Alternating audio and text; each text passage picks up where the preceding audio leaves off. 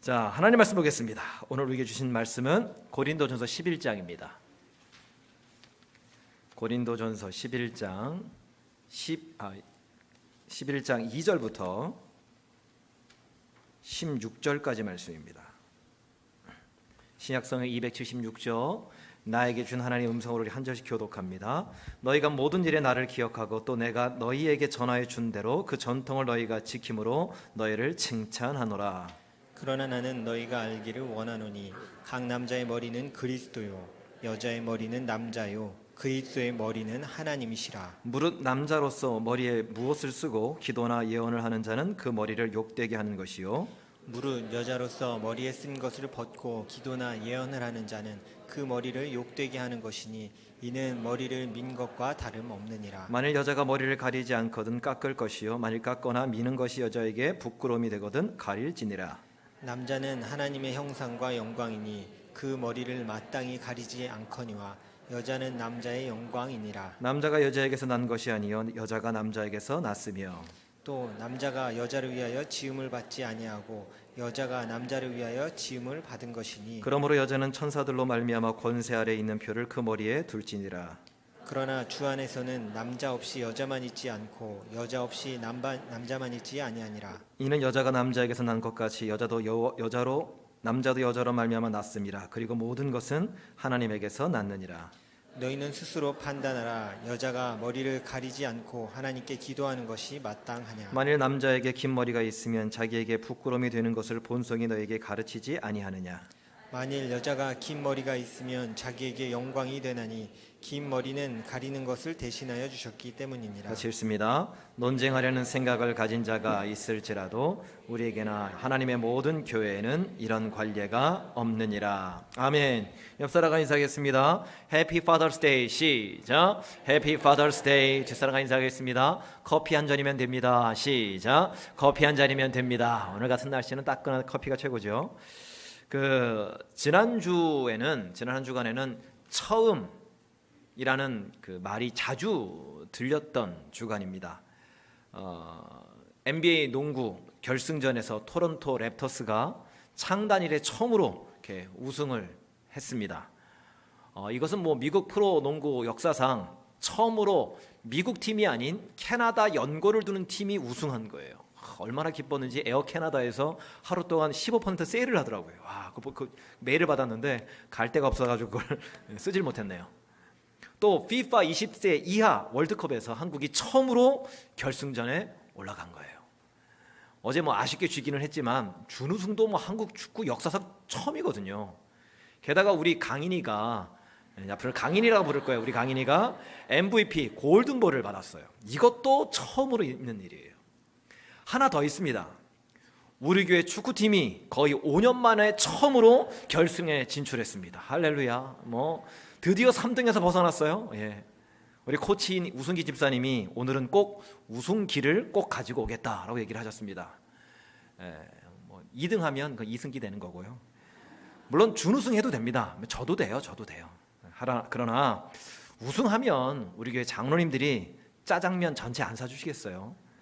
사랑 많으신 우리 장로님들이 탕수육까지 안 사주시겠습니까? 예, 이거를 위해서 오늘 장로님들 가서 응원을 좀 하셔야 될 것 같은데 5년 만에 처음으로 우승인데 처음으로 뭔가를 한다는 것만큼 기쁘고 가슴 설레는 것은 없는 것 같아요. 첫 아이, 첫 결혼, 이건 아니죠. 다른 얘기를 하려고. 첫 뭔가는 항상 기분 좋은 거예요. 그런데 처음이라는 타이틀이 항상 좋을 때만 사용되는 것은 아니더라는 것이요. 본문의 고린도 교회의 경우가 그랬습니다. 처음으로 일어난 일로 인해서 교회 안에 혼란과 분쟁이 일어났어요. 8장부터 11장 1절까지는 우리가 전에 살폈던 것처럼 우상에게 바쳐진 음식을 먹어도 되는지에 대한 논쟁이 교회 안에 처음으로 일어났습니다. 오늘 본문인 11장 2절부터는 여자가 머리에 수건을 쓰는 것이 옳으냐 옳지 않느냐에 대한 논쟁이 처음으로 교회 안에 일어난 거예요. 처음으로 있었던 일이기 때문에 전에 있었던 사례를 찾을 수도 없는 것이고 정답을 아는 자도 아무도 없었던 거예요, 교회 안에. 그래서 바울에게 급하게 편지를 보내서 이 문제에 대한 질문을 합니다. 어떻게 해야 할까요?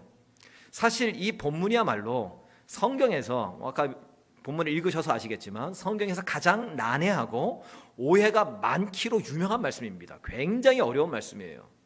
이런 난해함과 오해를 좀 해결하기 위해서 필요한 것, 그러니까 전제적으로 좀 깔아야 될 것이 뭐냐면 성경이 쓰여질 그 당시의 문화와 배경을 아는 것이 필요합니다. 신약은 약 2000년 전에 기록된 책이지요. 2000년 전 살고 있었던 사람들에게 주셨던 말씀이기 때문에 때로는 문자적으로 그대로 우리 삶 가운데 적용하기가 어려운 때가 있어요. 그렇게 적용하기보다는 왜 그런 말씀을 그때 주셨는가, 그 배경과 의도를 아는 것이 더 중요하다는 겁니다. 오늘 본문도 그런 식으로 해석을 해 나가야 돼요. 예배 때 여자가 머리에 수건을 써야 하는지 말아야 되는지 그 자체는 그리 중요하지 않습니다. 중요한 것은 이 말씀을 했던 배경과 의도라는 거죠. 고린도 교회 시대에는요, 여자가 외출할 때나 공공장소에 머무를 때에 반드시 여자는 머리에 수건을 써야 됩니다.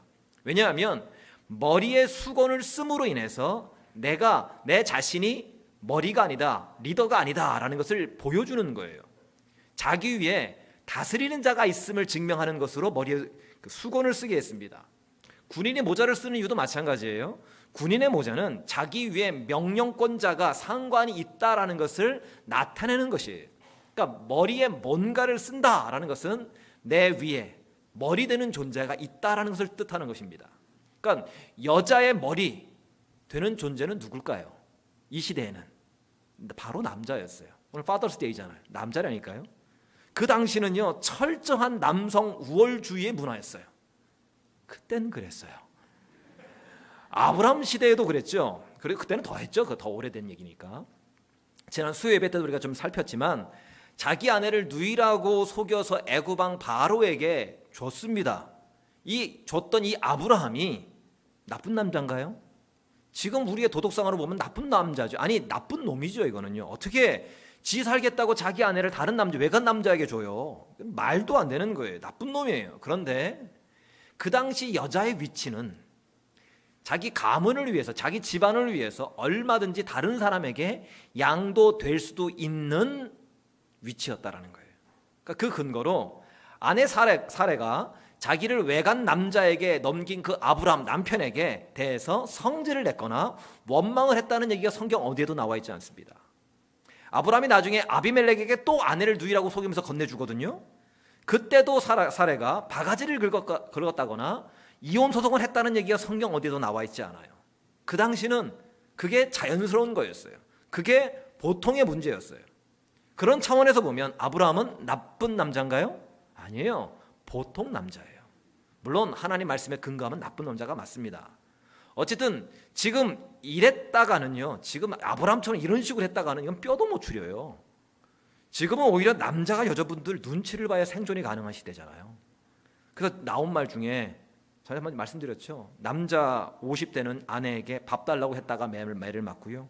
60대는 어디 가냐고 물었다가 매를 맞고, 70대는 TV 앞에 지나갔다가 매를 맞는데요. 80대는요, 아침에 눈 떴다고 매를 맞는다는 거죠. 한국 뉴스를 보니까 요즘 최근에 보셨어요? 아내가 어떤 여자가 전 남편을 죽였다는 얘기가 나오더라고요. 그래서 요즘 제가 잘 때 긴장하면서 잡니다.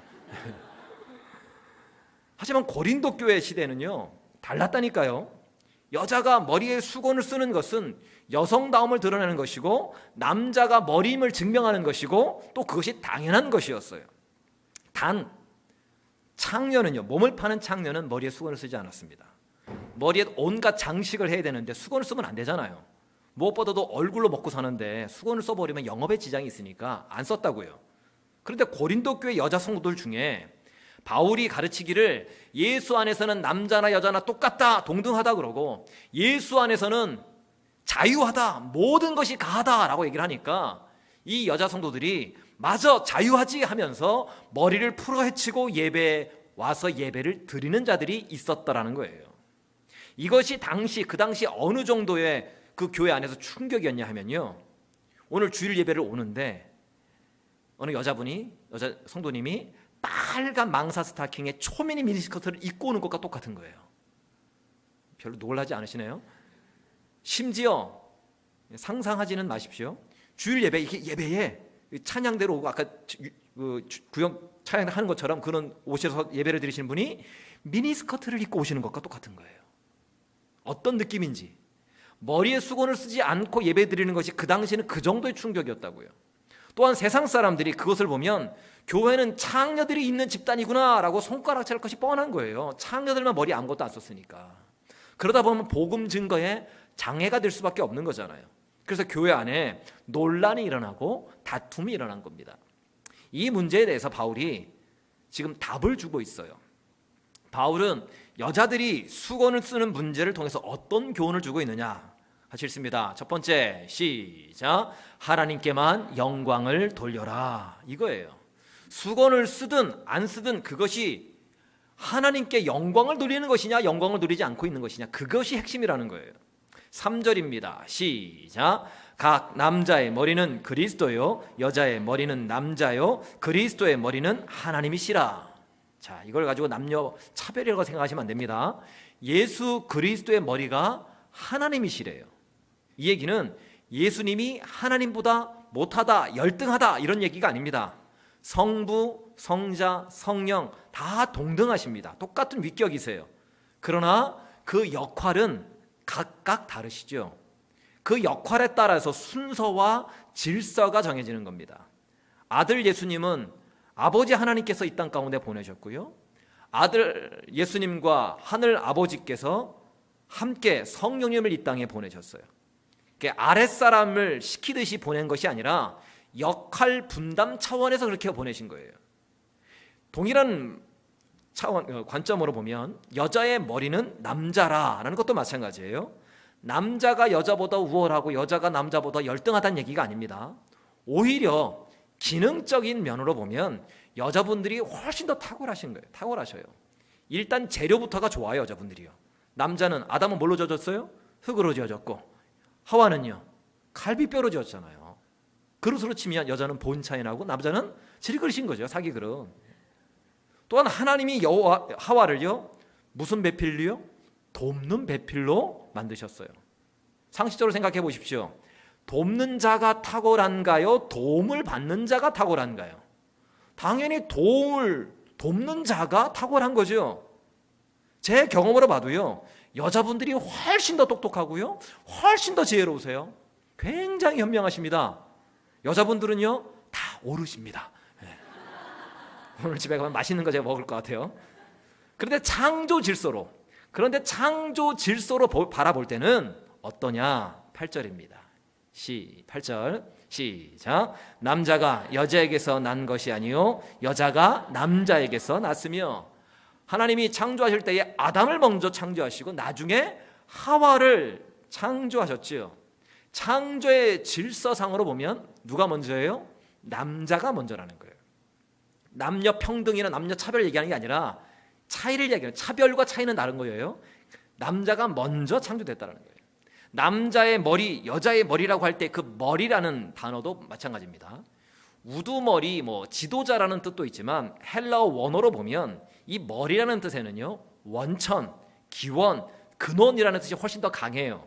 그래서 3절을 이 헬라어 원어의 뜻대로 번역을 하면 이렇습니다. 같이 읽습니다. 3절 시작. 각 남자의 원천은 그리스도시요 여자의 원천은 남자요 그리스도의 원천은 하나님이시라. 남자의 원천이 그리스도다라는 얘기는 뭐예요? 결국 그 남자를 통해서 누가 보여야 된다는 거예요? 그리스도가 보여야 된다는 거예요. 여자의 원천이 남자니까 여자를 통해서는요 누가 보여야죠? 남자가 보여야 되고요. 그럼 그리스도의 원천이 하나님이시니까 그리스도를 통해서 누가 보여야 됩니까? 하나님이 보여야 되잖아요. 확인해 볼까요? 실제로 예수님이 그렇게 말씀하셨어요. 요한복음 14장입니다. 시작. 예수께서 이르시되 빌립아 내가 이렇게 오래 너희와 함께 있을 때 내가 나를 알지 못하느냐? 나를 본 자는 아버지를 보았거늘 어찌하여 아버지를 보이라 하느냐?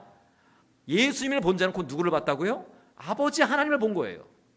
그러니까 예수님에게서 하나님이 보여지는 거죠. 머리 원천이라는 개념이 바로 이런 겁니다. 남자의 머리가 그리스도면 남자에게서 그리스도가 보여야 되는 것이고, 여자의 머리가 남자면 여자에게서 누구요? 남자가 보여야 된다는 거예요. 이 머리라는 단어와 동일한 의미로 쓰여진 단어가 성경에 또 나옵니다. 영광이에요. 7절입니다. 시작. 남자는 하나님의 형상과 영광이니 그 머리를 마땅히 가리지 않거니와 여자는 남자의 영광이니라. 남자는 하나님의 영광이고 여자는 남자의 영광이래요. 우리 영광 그러면 좀 이렇게 뜬구름 잡는 것 같아요. 영광, 와, 뭐 이런 거 추상적인 개념으로 많이 느껴지는데 성경에서 말하는 영광은 좀 구체적입니다. 성경에서 말하는 영광이란 뭐냐? 같이 읽습니다. 보여주시겠습니까? 영광이란 하나님의 시작. 하나님이 어떠한 분이신지를 드러내는 것이 영광이다. 다시 한번 읽습니다. 시작. 하나님이 어떠한 분이신지를 드러내는 것이 영광이다. 하나님이 어떠한 분이신가 내 삶을 통해서 내가 헌신하는 사역을 통해서 예배를 통해서 그것이 드러났다면 그것이 하나님께 영광인 거예요. 입으로만 영광 한다고 해서 하나님께 영광이 아니라 내 삶을 통해서 내가 헌신하는 그 봉사와 헌신을 통해서 하나님이 어떠하신 분이신지를 이 세상 가운데 드러내는 것, 그것이 하나님께 영광이라는 거예요. 우리가 원주민 선교를 하는데 늘 이렇게 기도를 합니다. 하나님, 원주민 선교를 통해서 하나님 영광 받으시옵소서.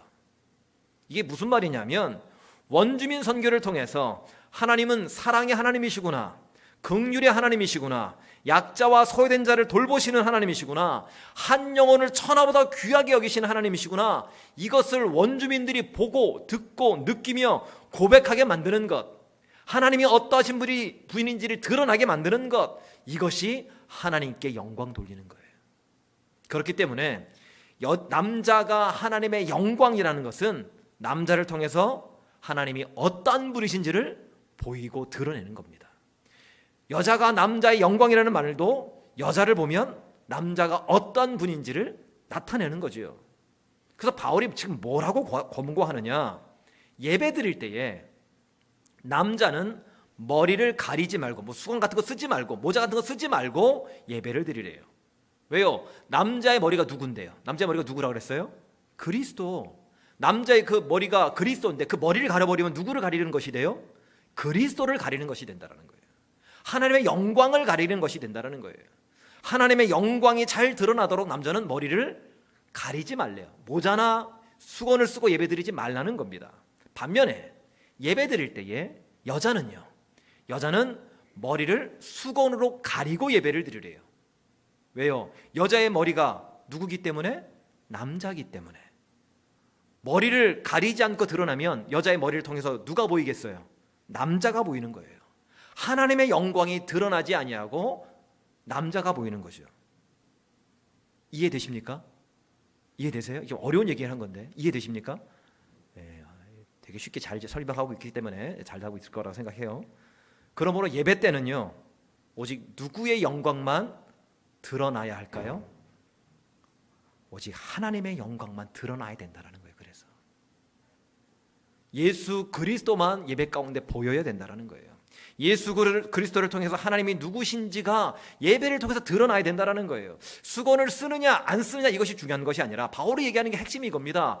오직 하나님의 영광만이 드러나는가, 그것이 중요하다는 거예요. 이것이 바울이 말하려고 했던 핵심 원리예요. 지난주까지 우리가 살폈던 우상에게 바쳐진 음식 먹는 문제의 결론도 마찬가지입니다. 10장 31절입니다. 시작. 그런즉 너희가 먹든지 마시든지 무엇을 하든지 다 하나님의 영광을 위하여서 하라. 하나님의 영광이 결론이에요. 이 결론은 고린도전서 6장에서 성도들끼리 법정 소송까지 가는 문제를 다룰 때도 똑같습니다. 6장 20절입니다. 시작. 값으로 산 것이 되었으니 그런즉 너희 몸으로 하나님께 영광을 돌리라. 모든 우리 삶의 행동의 기준, 우리 삶의 모든 문제의 답은 하나님께 영광을 돌리느냐, 영광을 돌리지 못하느냐에 달려 있다는 거예요. 오늘 드려지는 이 예배가 저와 여러분의 모습을 통해서 오직 하나님께만 영광 돌리는, 하나님만이 드러나는 복된 시간이 되기를 주님의 이름으로 축원합니다. 두 번째로 수건 쓰는 문제를 통해 주는 교훈은 뭐냐? 같이 읽습니다. 시작. 좋은 예배자가 되라는 거예요. 여기에 바울의 궁극적인 이 본문을 쓴 의도가 있어요. 수건을 쓰는 것이 더 이상 우리 문화권 안에서는요, 여성의 정숙함이라든지 여성의 고귀함이라든지 영적 질서 차원에서 순종이라든지 권위 인정이라든지 이런 것을 의미하지는 않습니다. 쓰든 안 쓰든 상관없어요. 지금은 교회에서 교회 수건 쓰고 오면 뭐라 그래요? 밭에서 김매다 온 줄 알아요. 미장원에서 머리 파마다 그냥 달려온 줄 압니다. 문자적으로만 보면, 말씀을 해석하면 이게 안 되는 거예요. 그 의도, 그 핵심이 뭔가가 중요한 거죠. 예를 하나 들면 로마서 16장에 보면 바울이 마지막 인사하는 부분이 나옵니다. 16장 16절입니다. 시작. 너희가 거룩하게 입맞춤으로 서로 문안하라. 입맞춤을 하래요. 뽀뽀하랍니다. 그러면서 서로 문안하래요. 자, 성경에서 뭐라고 했습니까? 입맞추래요. 성경에서 하라고 하면 우리는 어떻게 해야 돼요? 순종해야죠. 하나님 말씀입니다. 1.1에도 틀리면 안 되니까. 오늘 2부 예배 마친 후에 나가시기 전에 3명 이상에게 뽀뽀를 하시고 나가시길 바랍니다. 아멘. 노맨이죠. 아무도 안 하실 거예요. 이걸 보고 왜 하나님 말씀에 불순종하냐고 믿음 없는 자들이라고 말할 사람은 아무도 없어요. 아니, 그렇게 말해서도 안 됩니다. 지금 시대에 아무나 입 내밀고 뽀뽀해달라고 그러면 성추행범으로 잡혀가요. 바울이 있던 그 시대와 2019년을 살고 있는 이 시대의 문화는 달라요. 바울이 살던 그 시대는 자연스러운 인사 방법이었어요. 하지만 지금 우리는요, 남자와 여자가 서로 악수하는 것도 조심스러운 문화잖아요. 그렇다면 거룩하게 입맞춤으로 서로 문안하라 라는 말씀을 오늘날 어떻게 우리 삶 가운데에 적용할 수 있을까요? 그 의도를 알면 되지 않겠어요? 간단해요. 친밀하게 교제하라는 거예요. 사이좋게 서로 더욱 친해지라는 얘기예요. 말씀을 중심으로 서로 삶을 나누고 은혜를 나누며 하나가 되라 하는 얘기가 바로 저 얘기입니다. 이것을 우리 교회에 당장 적용을 한다면 어떻게 적용할 수 있을까요? 구역예배 꼭 참석하라 이런 얘기예요. 입맞춤과 구역예배가 전혀 다른 것 같지만 사실은 같은 의미예요. 같은 의미. 머리에 쓰는 것도요, 메노나이트나 아미시 같은 개신교들은 아직도 쓰죠. 천주교에서도 특히 한국 천주교 정도만 여전히 머리에 쓰고 미사를 드리거나 예배를 드립니다. 이것은 신학적인 이유보다는 그동안 있었던 전통이라는 그 이유 때문에 이렇게 가져오는 경우가 더 커요. 그렇다면 굳이 예배 때 수건을 쓰자고 주장할 이유는 이제는 없는 거죠. 중요한 것은 뭐예요? 예배 때 하나님께만 영광을 돌리고 있느냐, 하나님께만 집중하고 있느냐, 지금 그 얘기를 하는 것입니다. 특히 오늘 본문을 예배 올 때의 옷 입는 문제로 한번 적용을 해보면, 예배 올 때에 어떤 옷을 입고 와야 될까요? 어떻게 입어야 내가 드러나지 아니하고 오직 온전히 하나님께만 초점이 맞춰지고 하나님만이 드러날 수 있도록 예배 드릴 수 있을까요? 어떻게 입어야? 아무리 우리가 예수 안에서 자유롭다고 해도 아슬아슬한 옷을 입고 오면 이게 서로에게 힘든 거예요. 이게 예배가 집중이 아슬아슬하다니까요. 저도 설교할 때에 전 자유하다고, 예수 안에서 자유하다고 망사조끼를 입고 설교를 하면 어떻겠어요? 설교를 안 듣고 다 이 망사를 볼까 얘기해요. 저 망사를. 심지어 제 아내는요, 저보고 절대 설교 중에 안경 벗지 말래요. 안경 벗으면 어떤데요? 은혜가 안 된대요. 말씀이 집중이 안 된답니다. 하나님께 집중하는 것이, 하나님께만 영광 돌리는 것이 가장 중요하다는 얘기예요. 그러기 위해서 우리 성도님들은 어떻게 예배를 준비하고 계십니까? 아니, 어떻게 준비하고 오셨습니까? 오늘 이 예배를 영과 진리로 예배하기 위해서 얼마나 기도하는 마음으로 오셨습니까? 예전에 소개했듯이 저희 어머니는 토요일 밤마다 다림질을 하셨습니다. 옷을 다린 것이 아니라 500원짜리 지폐를 다리고 1000원짜리 지폐를 다리셨어요. 빳빳하게. 그리고 그 지폐 다리신 것을 성경책 맨 앞에다가 늘, 딴 데도 안 놓습니다. 늘 맨 앞에다 놓으셨어요. 헌금하시려고. 어린 나이였지만 전 그 모습이 참 은혜가 됐습니다. 전 그 성경책을 볼 때마다 참 은혜가 됐어요. 예배 준비는 저렇게 하는 거구나. 또 은혜가 된 이유는 가끔씩 제가 필요할 때마다 열어가지고 이렇게 가져가는 또 은혜도 있었고, 은혜죠. 이게 예배를 준비하는 자의 모습이에요. 주일 예배를 위해서 찬양 연습을 하고 청소를 하고 주방 봉사를 하고 기도로 준비하며 나오는 것과 새벽 2시, 3시까지 드라마 보고 그러다가 늦게 일어나서 헐레벌떡 예배 뛰어 들어오는 것하고 분명히 다를 수밖에 없어요. 우리 교회의 비전은 하나님의 영광을 사모하는 예배 공동체입니다. 늘 이렇게 벽에 붙어 있잖아요. 우리 교회가 제자 훈련하는 이유가 뭡니까? 좋은 예배자를 만들기 위해서 제자 훈련하는 거예요. 우리 교회가 원주민 선교를 하고 단기 선교를 하고 밥 블레스 유를 하는 것도요, 우리와 함께 예배할 자들을 세우기 위해서, 불러 모으기 위해서 선교를 하는 겁니다. 예배 때 과연 우리는 하나님께 영광을 돌리고 있는가? 이 예배를 통해서 하나님이 어떤 분이신가가 드러나고 증명되고 있는가? 우리는 매 순간 물어봐야 돼요. 매 순간 확인해야 돼요. 주일 1시간 드리는 예배만이 아니라 우리 삶으로 드려지는 그 예배를 통해서 하나님이 어떤 분이신가가 내 삶을 통해서 세상 사람들에게 드러나고 보여지고 증명되는 것, 이것이 하나님이 기뻐하시는 예배고 하나님이 원하시는 하나님께 영광 돌리는 것이라는 거예요. 예배 가운데 하나님의 임재가 있음을 믿으십니까? 예배 가운데 다시 일어설 수 있는 힘과 소망을 공급받는 것을 믿으십니까? 예배가 곧 나를 살리는 생명의 통로임을 믿으십니까? 그렇다면 우리는 예배를 소홀히 다뤄서는 안 되는 거예요. 예배를 소홀히 준비해서도 안 되는 거예요. 아브라함이 모리아 산에서 아들 이삭을 드리는 순종의 예배를 통해서 모든 것을 준비하신 여호와 이레의 하나님을 경험했어요.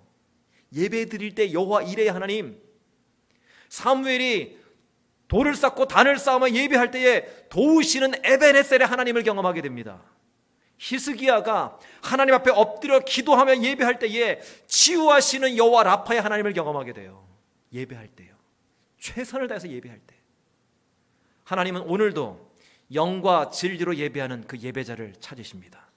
하나님이 찾으시는 자는 돈 많은 사람, 능력 있는 사람, 지위 높은 사람, 건강한 사람, 잘난 사람이 아니라 영과 진리로 예배하는 그 한 사람을 찾으신대요. 그 한 사람을 통해서 하나님이 어떻게 이 땅 가운데 역사하고 계시는지, 하나님이 어떤 분이신지를 그 예배하는 그 사람을 통해서 드러내시겠다고 말씀하셔요.